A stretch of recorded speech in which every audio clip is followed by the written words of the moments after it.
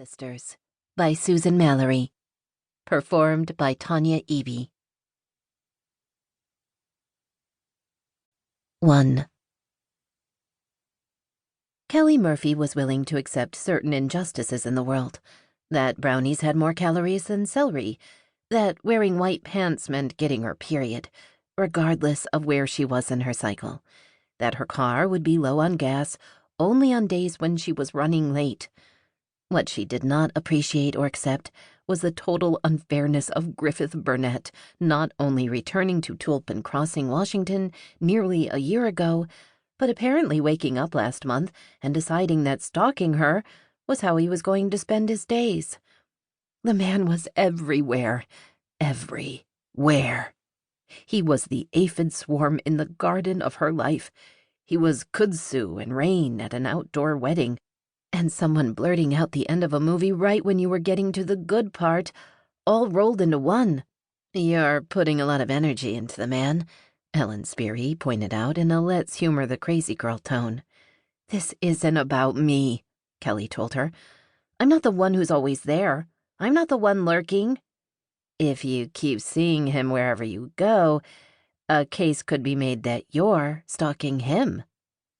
"I'm not going to dignify that with a response," Kelly muttered, as she pulled in front of the craft mall and parked her truck. "Did you know Griffith back in high school?" Helen asked. "You're what, 3 years younger? You couldn't have had the same friends." "We didn't. I was a sophomore when he was a senior," Kelly admitted. "We didn't have any classes together."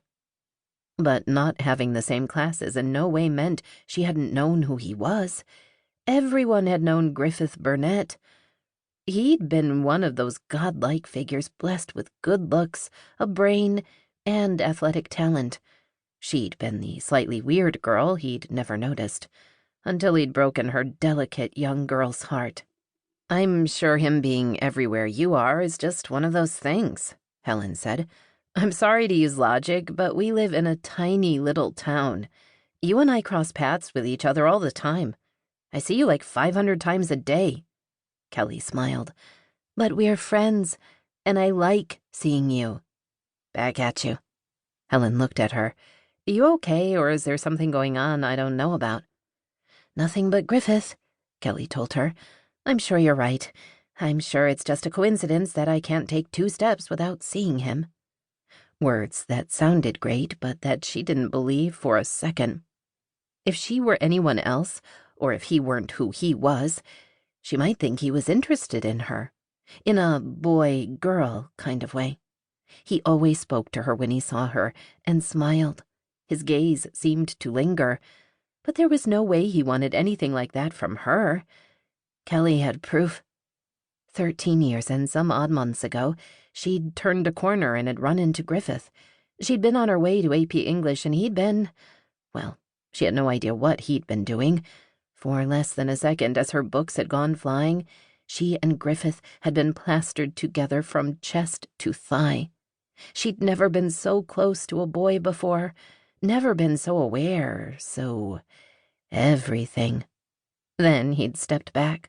He'd helped her pick up her books, winked when she'd stuttered an apology, then had lightly and oh so gently squeezed her hand before she darted off to the safety of her class.